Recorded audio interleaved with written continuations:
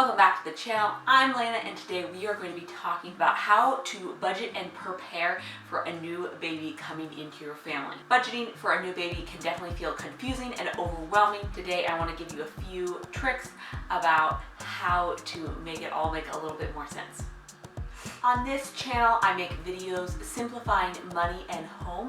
If that is the kind of content that you need in your life, please hit that subscribe button and ring the little bell so that you get notified every single time I upload a video. So we are expecting a new little boy in August, and we are very excited, but we also know that this will come with some costs, and I want to prepare for them, and I thought I would bring you along with what we are thinking about as we financially prepare to welcome our son. The first thing we want to do is to understand our health insurance and the out-of-pocket maximum. So for us, this is at the end of our yearly cycles. So thankfully, our health insurance deductible is going to reset right at the end of August, which will work out perfectly because the baby is due in mid-August. So this means that we've already racked up some deductible payments that we've already made. So it's not quite as bad as if we had the baby in September,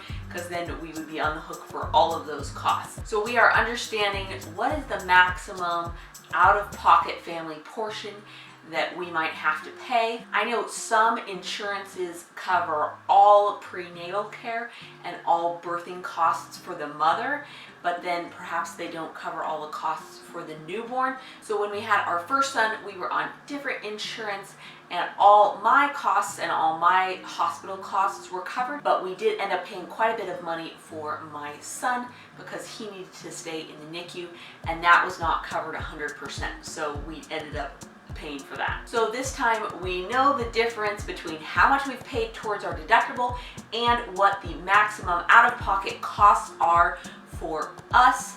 So we have saved that difference so that we are prepared to pay those medical costs when they come. So understanding how your insurance works and what you may end up paying can be very relieving and help you relax through this whole process so that a couple months later you are not shocked by the bill that you received. Everyone's insurance is different, and there are lots of different plans within each insurance company, so be consulting about what your plan is like.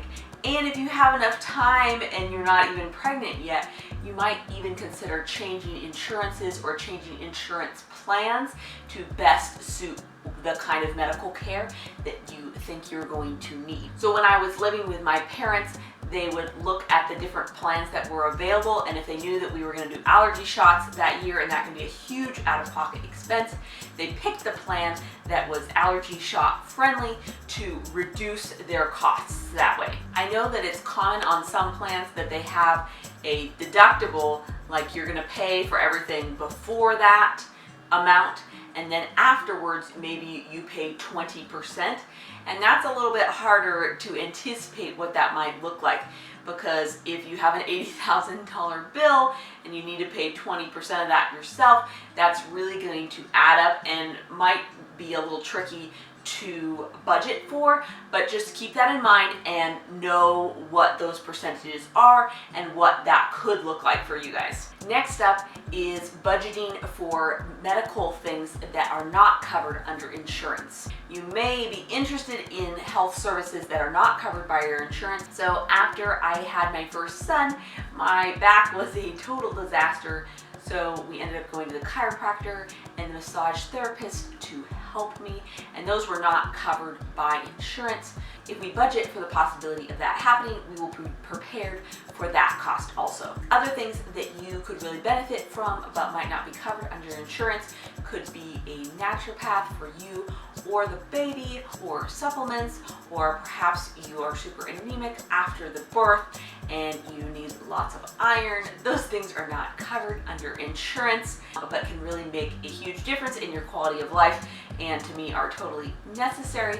But if you know those costs might be coming, you can better prepare for that. Now let's talk baby stuff. So I would make a list of must-haves and nice-to-haves. There are so many cool baby products that are out there these days that are super cool to have, but we don't necessarily need all of them.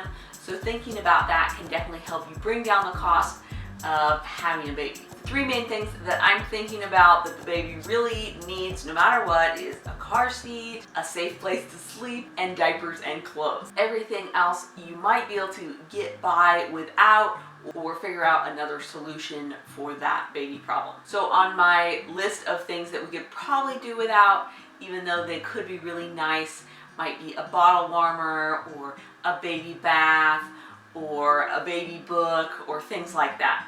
So you're kind of categorizing your baby expenses, like, okay, we have to have this, and you know, it would be nice, but we don't really need it. So once you've kind of categorized your list and you're thinking about how much money you really want to spend on this, you can figure out how you could get these items for cheaper. So how can you shop around, look at yard sales, or perhaps someone is hosting you a baby shower and you can wait till after the shower to see what items you would still really like and you really need to buy, or what's on your must-have list that hasn't been bought yet. So then you will spend the least amount of money on that. I have gotten so much great kid stuff at yard sales. I got a stroller for $50, lots of cloth diapers, and baby clothes. Baby items are not necessarily used for extended periods of time, so if you don't think it's going to be a safety issue with the item, then you can definitely buy your swing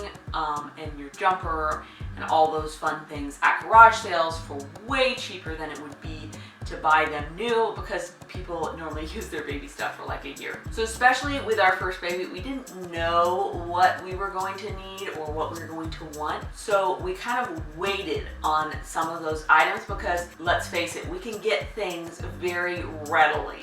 And I'm extremely grateful for that. You can get things shipped to your house if you have Amazon Prime within 2 days. And after the baby comes, you actually know what you need and what would be useful. So we definitely had some Fred Meyer runs and some Amazon purchases right after our son came, because we're like, oh, we really need that and we don't have that. But that can save you money because you're just buying exactly what you need right then, instead of having all the things that you may or may not need. So we ended up buying swaddles and pumping bras and stuff like that right after my son was born, because we're like, oh, that would be really good to have. The last budget category you should think about when preparing for your baby is mom stuff. And I also might recommend buying some of this stuff after the baby comes, especially with your first baby, because you just don't know what you're going to want and what it's going to be like before you actually have a baby and you bring them home. So right after I had my son, it turned out that none of my clothes worked for the way that I like to nurse. So then I ended up buying new clothes, which was definitely an expense, and new nursing bras and pumping bras and stuff like that. So set aside some money for that, and anticipate that the wardrobe is definitely changing, and each mom has their own breastfeeding style or their own feeding style, and that might require different types of clothes. Also, for mom, think about recovery stuff and pads and stool softeners and other fun goodies like that will definitely be necessary, and you just have to pay for them right then because you need them for sure.